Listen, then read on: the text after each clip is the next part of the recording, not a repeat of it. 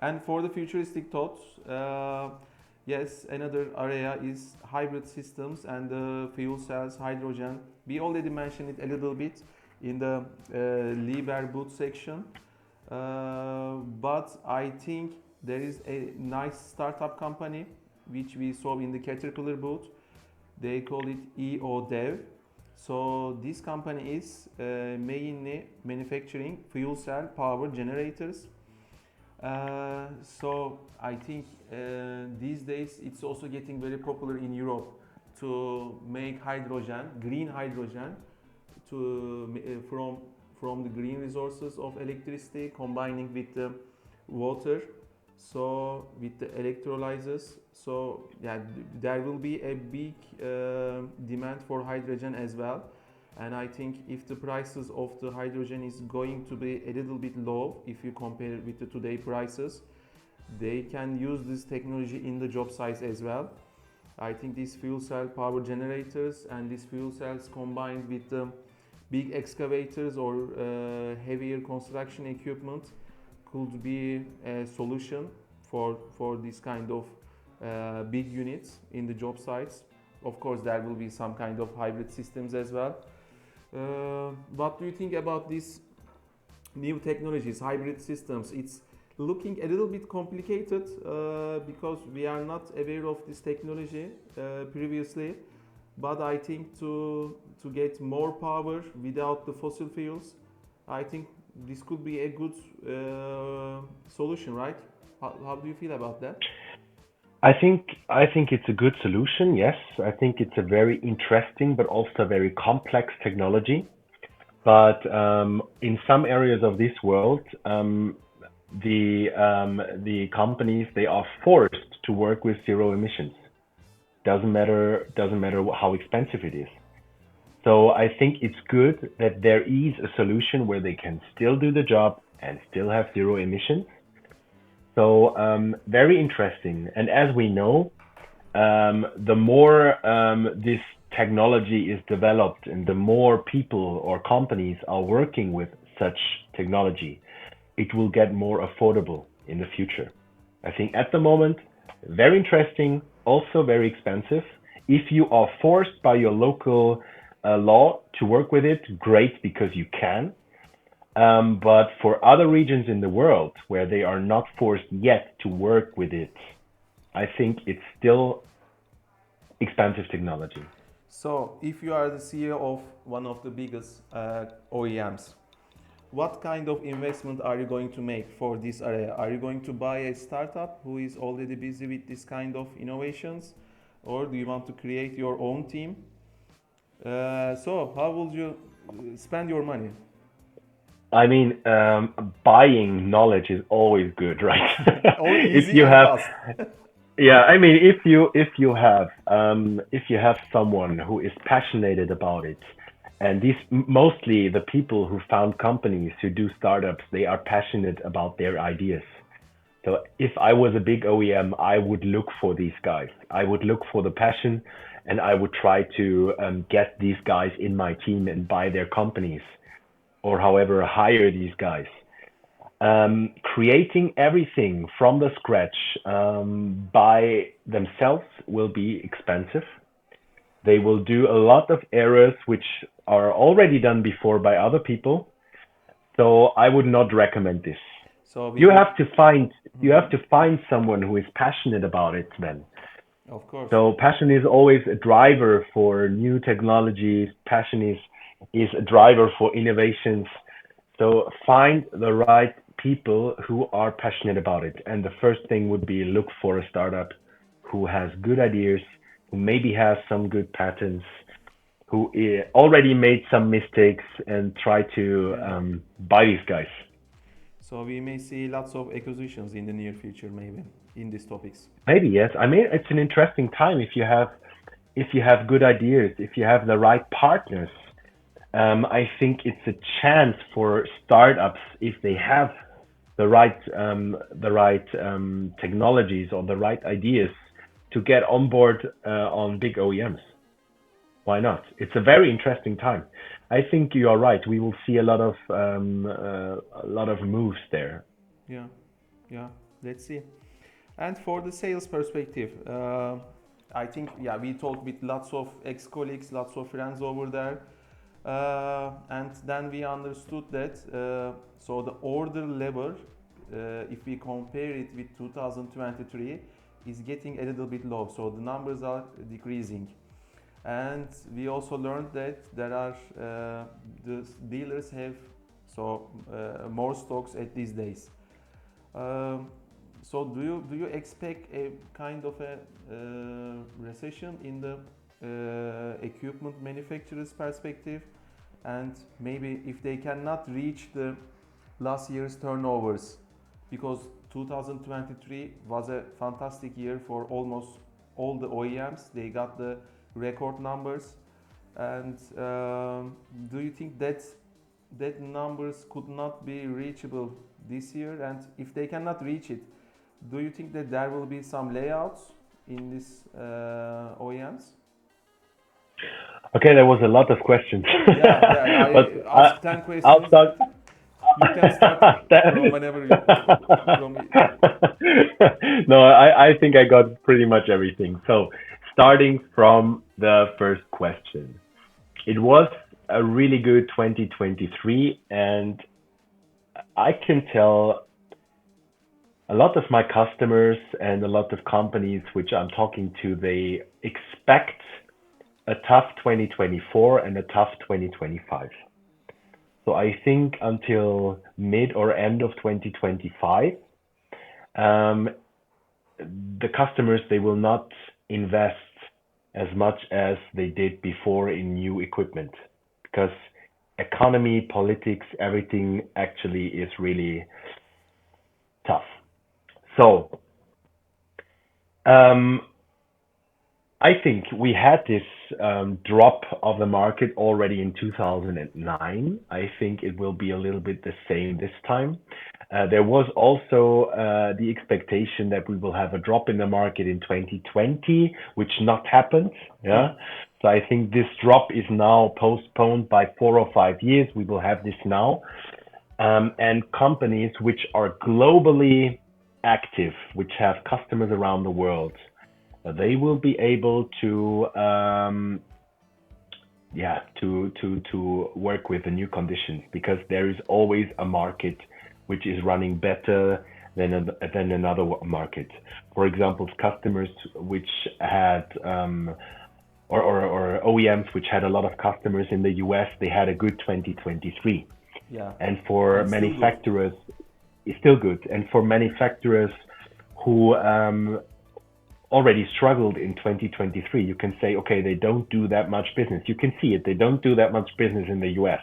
Yeah, So the US market was carrying that whole industry a little bit yeah, through the year of 2023, making it still very successful. Imagine German companies, for example, German OEMs, they had record years 2023, even though the Russian market was not there for them. yeah. The Russian market was no longer available for them, and still they had a record year. Yeah, so that shows us there's always markets which have a high and others they have a low. So depending on, are you globally active, or are you more focusing on single regions? Do you do business in US or more in Asia, whatever? There's always winners and always losers. I personally think we will have this drop until mid of 2025. I hope it will be yeah, it will be 2024, end of 2024, and then we will go back up to the old good days. But I think the drop will be up until 2025, mid Okay. end of 25. Just for the records, I feel that there will be some drop in the turnovers, and just to keep the shareholders happy. You know, these companies, these big OEMs are already in the stock exchange, and just keep the shareholders happy. They need to show that they are having some kind of prevent for the next years. So maybe they will make some kind of layouts, but maybe a little bit later. I cannot expect the real time, but I have a feeling that there will be this kind of low turnover at the end of this year. And of course, Yeah, they need to explain, they need to convince the shareholders that, okay, we are aware of this and we have some solutions, blah, blah. yeah. But of course, we will see it earliest at the end of this year. Yeah, and another thing which is interesting here, if you have a look at the big players in the market, they always use such drops in the economy to prepare themselves when it's going back up to a better level. So a lot of these companies use this time where the sales teams are not that busy, where maybe the production is not that busy, to, for example, train these people, to set up a new structure, to reorganize everything. So this is the time where you have time to work on such things, education, strategy, everything that prepares you when you're going back and when the market is back and when you have to be there on point. When your salespeople have to be prepared on point, knowing products, knowing the customers well, knowing everything about the market, then they have to be ready. Yeah. Yeah. This is the difference. This is the difference between the big players and the companies which are afraid and shy. I think, yeah, previously they don't need big technical sales managers because they are already selling everything in their stocks and they have a big back order, so they don't care about the maybe the information for the sales managers. But I think the competition is getting much more higher, and of course, if they invest in training, if they invest in this kind of improving their own system and make it more efficient, they can be much more competitive for sure. Absolutely, and also something that is interesting. What I saw in the past, in my time as a sales manager, there were some markets which the dealers also prepared for the market to get better again. So they were not shy to still, let's say, have a decent forecast, have a decent stock, because when the customers are ready to buy again, they can deliver. Imagine all the OEMs, at the moment they are slowing down with production. Yeah, they are slowing down with production. So it will take some time for them to get back if there's, let's say, bigger order income, if the customers order again. So if you're not prepared for that as a dealer as well, you will wait 6 months for your equipment. In 2021, Yeah. there was an order time, or let's say a deliver time of, for some equipment, for more than 1 year. Imagine one year. And if you are not prepared, if you don't have a decent stock, if you don't have a decent forecast, you cannot deliver for your 1 year, which means you have the crisis and then there's another year, everyone else is selling and you're still sitting there waiting for your equipment to arrive, and your customers, they will buy somewhere else. Yeah, that's crazy. I think yeah, from my sales manager's time as well, the biggest lost sale topic was availability. So I think if you don't have the machine, then of course you cannot do anything. So it should be in your stock, and if you have the right price and if you have the right guys to convince the customer to understand the needs of the machine, the needs of the contractor, and if you have the machine ready, then I think it's super easy to sell the machine. But the critical thing is right machine should be in your stock at that time. I mean, you always have the bread and butter equipment. Let's say the machines which cover 80% of the requirements of the customers. You always have that. customers who want to buy specific equipment, they will wait a year.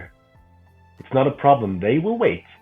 But customers who need for, let's say, the Excavator, for most example. common job site, 30 for ton example, excavator. Are you going to wait 6 months? You may sometimes customers are not waiting 6 days, even 6 days, because no, they they, want the machine in the job it's site yesterday. So they don't exactly, wait. exactly, because you can get the 13-ton excavators from 20 different suppliers. Yeah, and you You cannot can get understand a the 10 difference. ton you can get a 10-ton soil compactor from 20 different suppliers.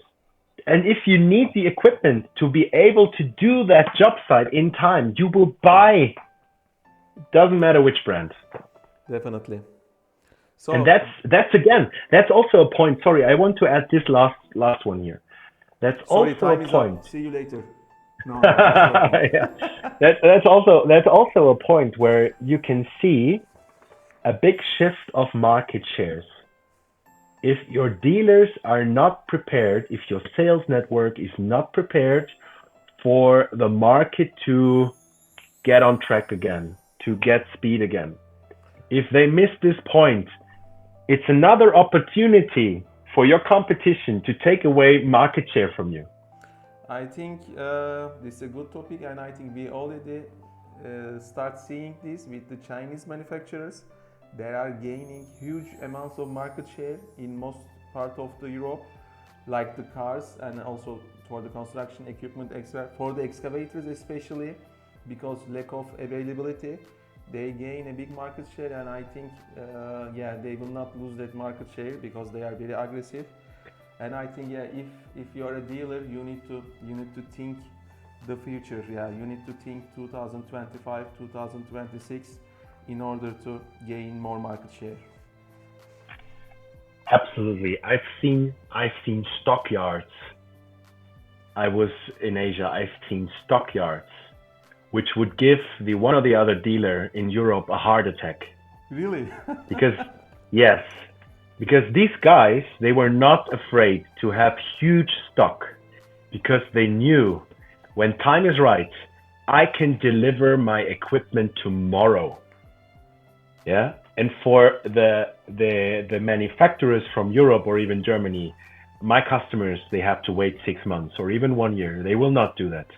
Yeah, I think that's also what Wirtgen brothers did 10 years ago, maybe 15 years ago, right? They have the power to stock their machines, and when Yeah. nobody was manufacturing anything, they were manufacturing. They put the machines in the stock, and when the demand arrived, they just sell the machine everywhere and almost gain all the market share. There is a big variety of reasons why Wirtgen is so successful and why they grew so fast.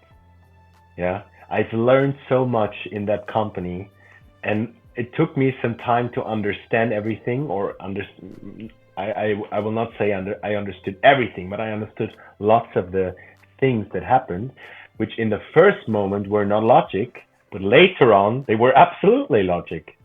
Yeah, So the company and the Virgin Group is not by chance one of the best trained salespeople, one of the best and most successful companies in that economy, in that industry. yeah, we need to make a podcast about that as well. How to be a successful manufacturer, right? We can think about the Yeah, uh, I mean, different OEMs, different strategies, how it worked out or not. Previously we have ABG, now it's in Volvo, and the market share is gone. So yeah, there are lots of things to discuss.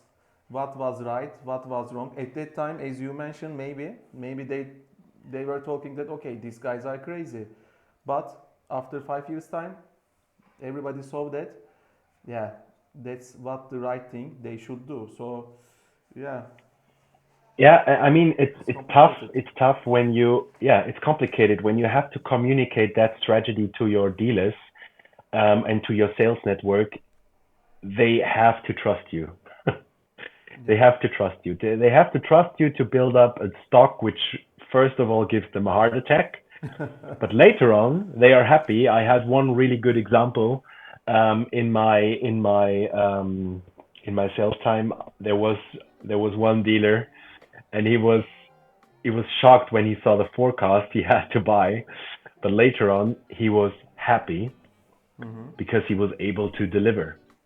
And this Of is course. something that needs a proper communication, that needs trust.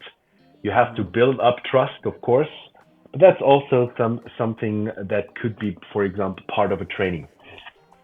Yeah, I totally agree. We need to discuss this further later. And as a conclusion, we, yeah, because I yeah, think you have lots of ideas, you have lots of opinions, and yeah, it's a completely different topic, and yeah, there are different areas as well we need to think about. And as a conclusion, what is your overall review about Intermat? And again, I will ask a couple of questions to you which you don't like. of course. No, So I like questions. It's not a problem. so it's getting quite popular to create your own show, like your own technology day. You are only inviting Yeah. your customers. There is no competition. And on the other hand, uh, there is a big expo like Bauma, like Intermat. Everybody is there, and some big companies try to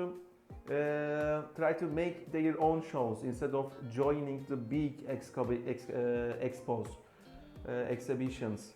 Uh, what do you think? I think it's quite tricky to decide, right? Which one is more beneficial for you? Uh, of course, you can also put all together the Intermat overall review inside in your answer. Yeah, yeah, okay, okay. So I'll start from one point, which I learned, and which I trained the people. The best sales tool is always the factory. So if you have the chance to bring customers to your factory, and they see the quality of the production, they see how clean your production is, they see how much passion you invest. They see the size of your factory and everything. That's very impressive to them. So this is one of the best sales tools you have. Rule number one, if you have the chance to bring customers, do it. That brings me to my opinion about these OEM exhibitions, apart from the big mixed exhibitions like Intermat or Bauma. Um, I think it's a good idea to bring your customers, big customer groups, to the factory and present only your equipment. It's good because there's no other manufacturer which is distracting them from your equipment, from your idea how to do it. There's nothing else than your own product and your people and your expertise and your color of your brand and your brand logo and everything. You can be the best host. You can be the best. Let's say you can sell them just the best feeling. Let's say it like that. On an exhibition where you have your competition, you are limited to do that. And exhibitions are very expensive. I will not say that these in-house exhibitions are not expensive, but you can have more for your money. I think Of Bauma course. exhibition is super expensive for OEMs. So they are limited with the products they show. They have the competition next door. They have not that much time for the customers. They have um, less to show. They cannot give them the full experience. So there is also a various or a big variety of reasons why an exhibition in-house is better. Okay, that was the perspective of an OEM. Back to the perspective of the customers. I think Bauma, Intermat, all that exhibitions, they are so important because you can see what's on the full menu. Not only from one OEM, you can experience or you can check out other technologies. You can see in which directions the brands move. Is it more electrified? Is it hydrogen? For example, on the Internet exhibition. You see that, for example, Kobelco is not displaying any electric equipment. They stick to the diesel engines. Okay. You can see that Komatsu has a lot of electrified equipment Mm-hmm. and so on. So checking out innovations, checking out possibilities, looking for the right partner for your job site. I think exhibitions are important. And if the OEMs are well prepared, now I'm back to that topic. If the OEMs are well prepared, it can be a chance to make a difference. Imagine you're going to OEM number one. Oh, it was nice there. People were nice. Technology is nice. Then you go to OEM B, and these guys, they don't talk to you because they are shy. They are not aware of their own technology. So this is also a chance to make a good or a bad impression compared to others. It's not only products and technology, Yeah. it's also people, how you approach them, how you talk to them. You can make a difference also with that. Yeah. Yeah. So it's a chance and it's a threat in both ways. If you are ready to prepare your team properly, I see a mixed exhibition like Intermat Obama as a big, big chance to get even new customers. Because to an in-house event, usually you invite people you already talked to before, who already bought equipment. Yeah, that's Yeah. the people you invite to an in-house exhibition. On an exhibition like Bauma, there are people you don't even know yet. Yeah, they never bought equipment from you, but maybe they will if you present your products right, if you talk to them in the right way, if you are kind, if you are professional. Yeah, they can get a first and really good impression of you. Of course, of course. And sometimes they think that okay, we don't need any advertisement. We already have the connections with the customer, so only in-house shows are okay. But I think you can see Coca-Cola advertisement everywhere, right? Do you think that they need Yeah, advertisement? No, it's kind of no, always showing your brand. It's kind of the marketing. And I think all the yeah, big brands should be in this kind of big exhibitions. Okay, there are a couple of exhibit they will choose maybe only Bauma or only I don't know something in Las Vegas, but of course they need to be in the exhibition, otherwise yeah, otherwise they cannot catch the customers, and they need to do this kind of things for marketing as well. But of course I also believe the in-house technology shows as well, because then, as you mentioned, you have full contact with your customer and you can really show what you have in the factory. And even just showing 10 minutes of factory tour, you can get a 100% reliable customer. yeah, It will yeah, be super easy. I totally yeah, understand that show, that type of shows as well. yeah. So in-house shows, they give you simply more time with your customer. You have more time. You have no distraction to wrap it up. Yeah. And the exhibitions like Bauma, for example, on the other hand side, they give you the chance to make a difference to your competition. Yeah, in your display, in your profession, in your kindness, in everything um, that is, let's say, is possible in a short time with a customer. Mm-hmm. So I think both is important to answer your question. And to wrap up the Intermag exhibition, um, I was very happy that we visited the exhibition.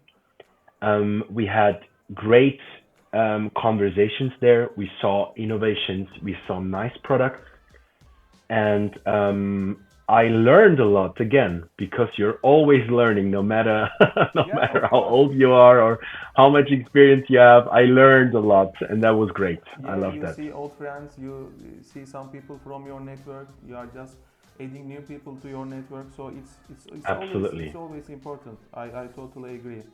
Thank you for joining us today. We hope you found this discussion for Intermat insightful.